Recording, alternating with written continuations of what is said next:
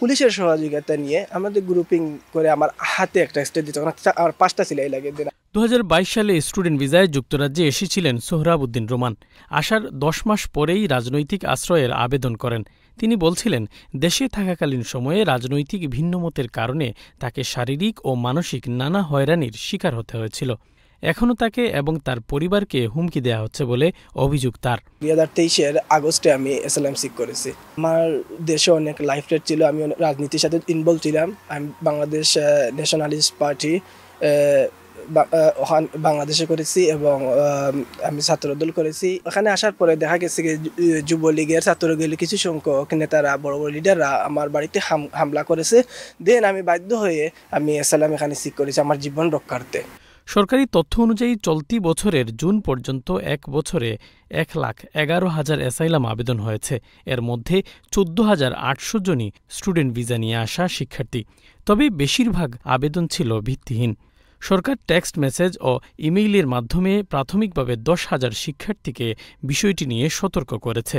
বলা হয়েছে, student visa নিয়ে আসা শিক্ষার্থীরা যদি অবৈধভাবে অ্যাসাইলাম আবেদন করেন তা আর গ্রহণযোগ্য হবে না, বরং দেশ থেকে বহিষ্কার করা হবে।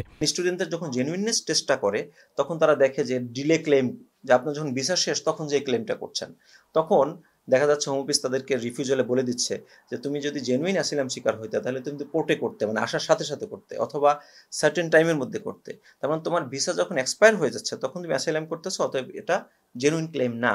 এজন্য স্টুডেন্টদের রিফিউজাল রেট বাড়ায় দিচ্ছে। এবং সবচেয়ে গুরুত্বপূর্ণ বিষয় হলো যে এই নেট মাইগ্রেশন কমানোর জন্য ইউকে গভর্নমেন্ট সম্প্রতি একটা পদক্ষেপ নিয়েছে যে যারা রিফিউজি স্ট্যাটাস পাবে ইউকেতে, তাদের যারা ফ্যামিলি রেখে এসছে, স্ত্রী সন্তান রেখে এসছে দেশে, সেই ফ্যামিলি রিইউনিয়নটা পুরোপুরি বন্ধ করে দিচ্ছে।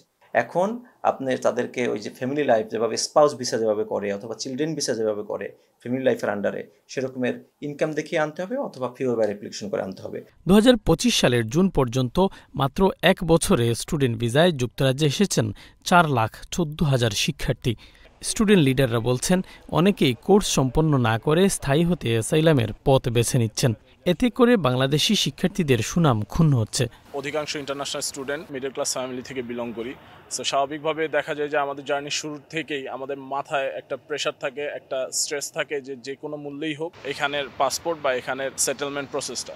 যখন তারা মেইন পারপাসটা মিট করতে পারে না তখন আসে বিভিন্ন ধরনের মিসগাইডেন্স, মিসইনফরমেশন আমাদের কমিউনিটি থেকেই। বাট আলটিমেটলি আমাদের জানা উচিত যত বেশি অ্যাসাইলাম ক্লেম করা হবে আমরা স্টুডেন্ট হিসেবে আসার পরে, দেন ভিসা রেস্ট্রিকশন তত বেশি বাড়বে, তত বেশি ডিফিকাল্টিজ আমাদের জন্য আসবে। অদূর ভবিষ্যতে ইমিগ্রেশন আমাদের দেশের মানুষের জন্য আরও বেশি ডিফিকাল্ট হয়ে যাবে। গত জুলাই মাসে অ্যাপিংয়ে এক অ্যাসাইলাম শিকারের বিরুদ্ধে 14 বছর বয়সী এক কিশোরীকে যৌন নির্যাতনের অভিযোগ উঠলে দেশজুড়ে তীব্র ক্ষোভ ছড়ায়। শুরু হয় প্রবল অ্যাসাইলাম বিরোধী আন্দোলন। আবার সামনে আসে হোটেলে থাকা আশ্রয় প্রার্থীদের বিপুল ব্যয়ের হিসাব। প্রতিদিন জনপ্রতি 170 পাউন্ড, মাসে প্রায় 5,000 পাউন্ড খরচ হয়। বর্তমানে এরকম প্রায় 32,000 আশ্রয়প্রার্থী হোটেলে আছেন, আর 51,000 মামলার রায় ঝুলে আছে। জাতীয়তার পরিচয়ে অ্যাসাইলাম আবেদনের শীর্ষে আছে পাকিস্তান, আফগানিস্তান, ইরান, আর পঞ্চম থেকে চতুর্থ অবস্থানে এখন বাংলাদেশ।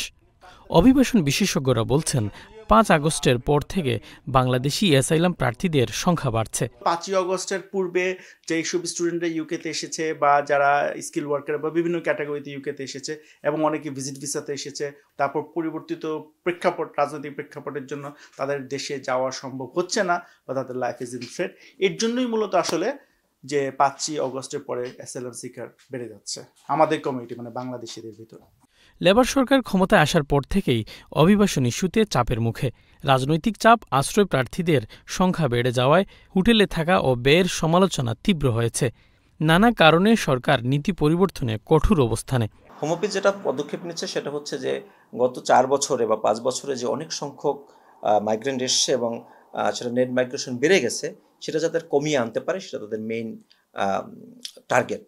আর সেক্ষেত্রে রাজনৈতিক একটা বিষয় আছে। আপনি জানেন যে লেবার পার্টি কনজারভেটিভের চেয়েও কিছুটা এখন কঠোরতর হচ্ছে, কারণ হচ্ছে এখানে এক্সট্রিমিস্ট অন্য যে দলগুলো আছে তারা অনেক বেশি প্রেশার দিচ্ছে গভর্নমেন্টকে। এটা একটা গভর্নমেন্টের জন্য ভেরি মাচ কনসার্ন, যেখানে এই দেশের সিটিজেনরা হোমলেস, ঠিক আছে, তারা রাস্তায় থাকছে বা তারা বাসা পাচ্ছে না, সেক্ষেত্রে অ্যাসাইলাম সিকার যারা, তারা হোটেলে তাদের অ্যাকোমোডেট করা হচ্ছে। এটা কিন্তু আসলে এই দেশের মানুষ যারা হোম সিকার বা যারা বঞ্চিত, তারা কিন্তু এটা কোনোভাবেই মেনে নিবে না। এবং ইংলিশ চ্যানেল থেকে যেভাবে আপনার অ্যাসাইলাম সিকাররা এখানে আসছে, এটা গভর্নমেন্টের জন্য সবচেয়ে বড় concern. The reason behind this হলো ইংলিশ চ্যানেল দিয়ে যারা আসছে আসলে তাদের ব্যাকগ্রাউন্ড চেক করার কিন্তু কোনো অবস্থা নাই। তারা এসে তাদের নাম একটা বলছে, এখন আমার একজনের নাম এটা, সে বলছে তার নাম আরেকটা। এর ভিতরে 1% যদি threat of the United kingdom, এটা কিন্তু গভর্নমেন্টের জন্য বড় একটা কনসার্ন। গত বছরের জুলাইয়ে কিয়ার স্টারমার দায়িত্ব নেয়ার পর মোট 50,000 আশ্রয়প্রার্থী সাগর পাড়ি দিয়ে যুক্তরাজ্যে পৌঁছেছেন। দেশটির স্বরাষ্ট্র মন্ত্রণালয়ের তথ্য বলছে, অনিয়মিত অভিবাসীর আগমন 27 ভাগ বেড়েছে।